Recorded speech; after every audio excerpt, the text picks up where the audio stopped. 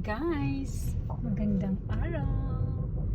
Nandito tayo ngayon sa another side ng Emerald Hills na kung saan lagi namin nilalakaran ni Charlie at pinupuntahan, pero ngayon nandito tayo sa kabilang side.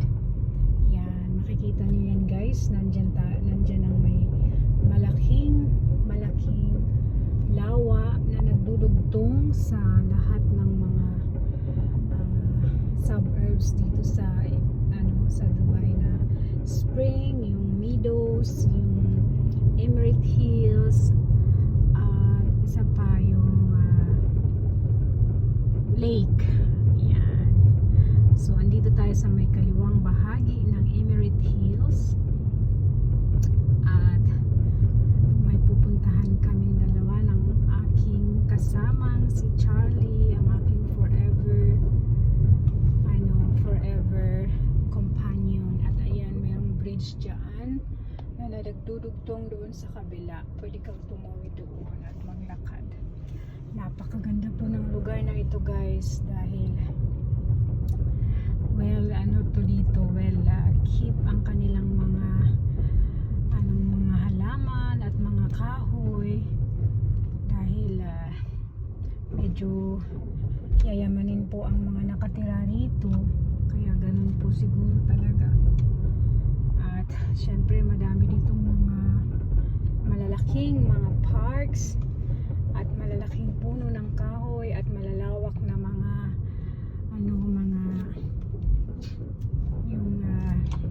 damuhan na pwedeng puntahan ng mga pets, ng mga aso, dahil halos lahat ng madami ditong mga residente na iba't ibang panig ng mundo, at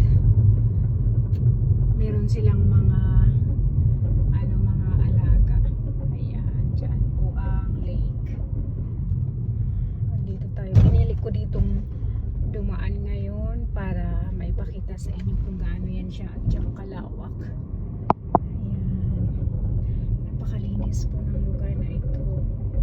Napakagaling po nilang mag-alaga ng mga kapaligiran, at kahit na mainit dito sa Dubai, hindi mo masyadong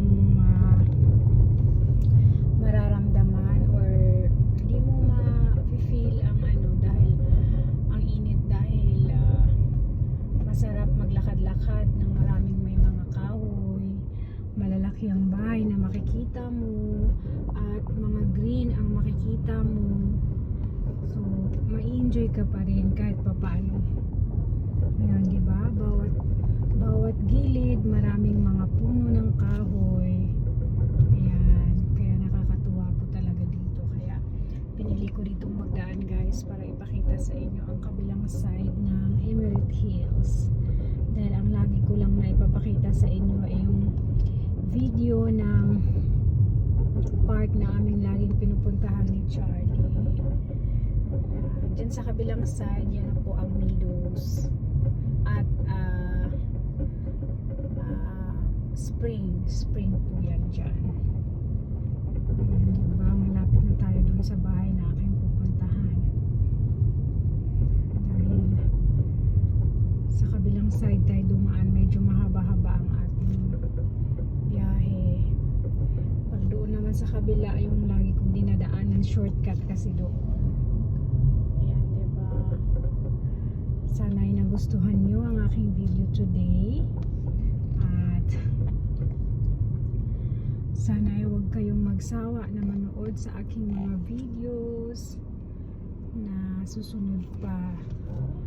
Mag-iingat po kayo sa inyong mga buhay, at alagaan po natin ang ating mga kalusugan, ang ating mga kinakain, para hindi natin makukuha ang mga aray-aray